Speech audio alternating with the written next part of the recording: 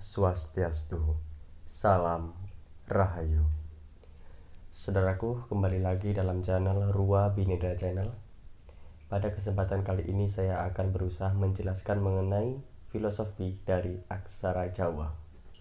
Dan ingat, jangan pernah percaya dengan apa yang saya katakan. Pilah dan pilih kembali. Terima kasih.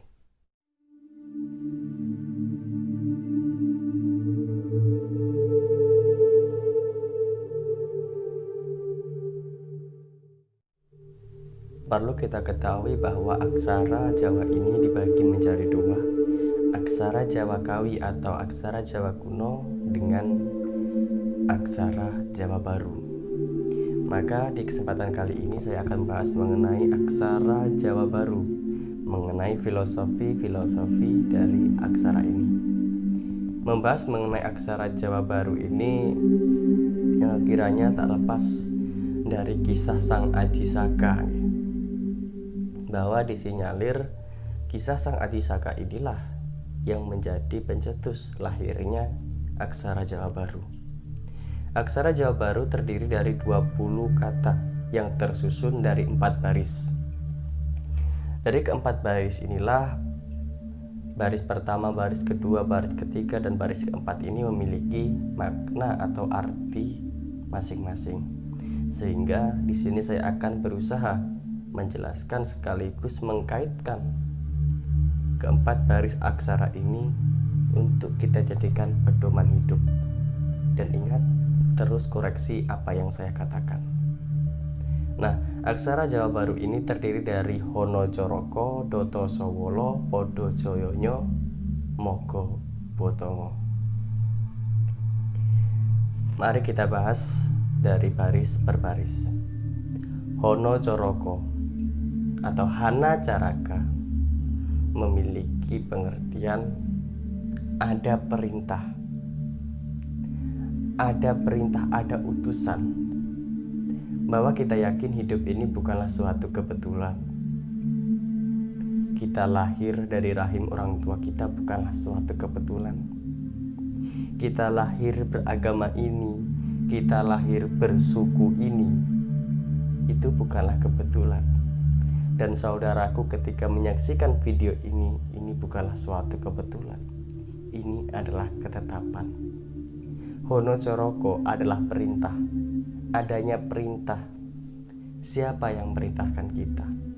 Adalah Tuhan, Ida Sang Yang Dewasa. Beliau memerintahkan kita menjadi manusia dan menjalani kehidupan kita sesuai karma wasana atau tugas kewajiban kita lahir di dunia ini.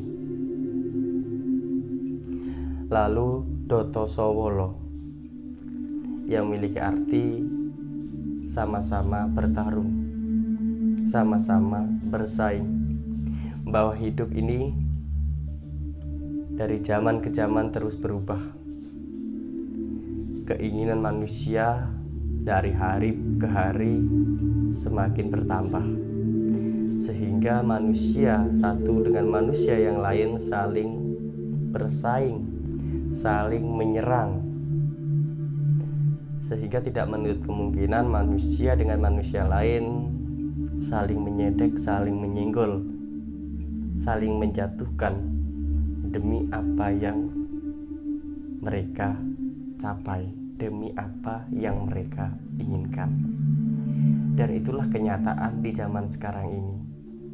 Maka kita harus tetap eling lan waspada, ingat dan waspada, bahwa sejatinya manusia itu adalah podo joyonyo, pada jayanya, yang memiliki arti bahwa setiap manusia sebenarnya bukan hanya manusia sih, setiap makhluk hidup itu memiliki kekuatan masing-masing. Podo joyonyo, sama-sama kuatnya. Dalam pemahaman saya, ini adalah istilah dari berdiri sama tinggi, duduk sama rendah. Tidak ada beda satu dengan yang lain. Tidak ada beda antara diri kita ini, tidak ada beda antara manusia dengan makhluk yang lain. semua sama saja. Yang membedakan adalah akhlak dari makhluk tersebut. Terkadang kita meremehkan makhluk lain, terkadang kita meremehkan rumput yang diam di situ, tidak bisa bergerak. Tapi coba deh kita kembali pikirkan, tanpa adanya rumput pun kita juga akan kesulitan untuk hidup. Ketika kita beternak, kita memelihara hewan, ada kambing, sapi. Kalau tidak ada rumput, kalau tidak ada tanaman, lalu ternak-ternak kita apa yang dijadikan untuk memberi pakan? Tidak ada.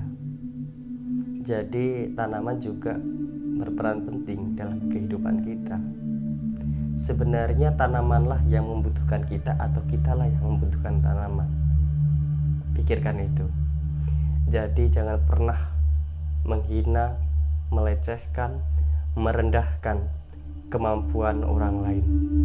Kita adalah sama-sama berproses dan sama derajatnya di mata Sang Pencipta.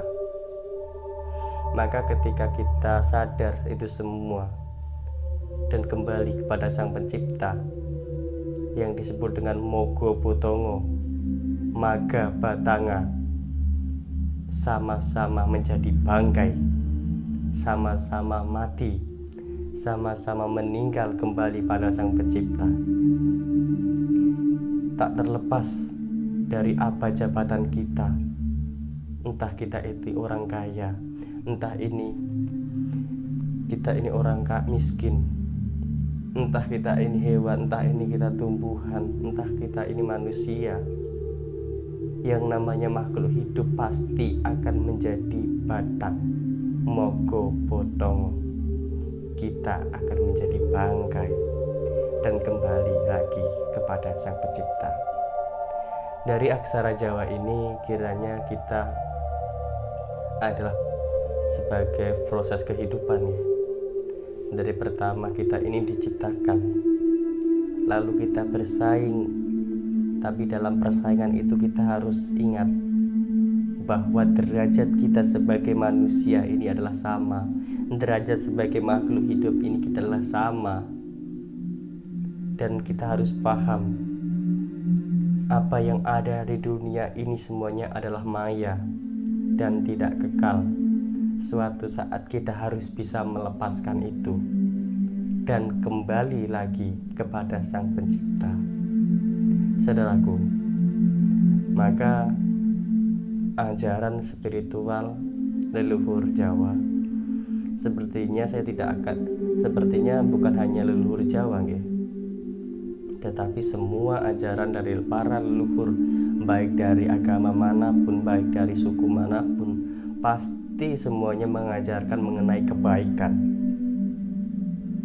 Maka kalau ada orang yang mengatakan bahwa ajaran leluhur itu adalah kuno, berarti orang itu sudah kehilangan jati dirinya. Maka mari kita selalu ingat akan leluhur kita.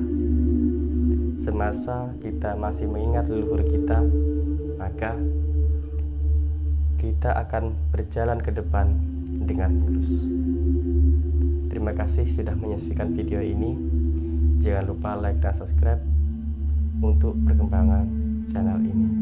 Akhir kata dari saya, Hayu, Hayu, Rahayu, Jaya, Jaya, Wijaya, Rahayu, Mulyaning Jagat. Om Santi, Santi, Santi, Om. Suksma dan Rahayu.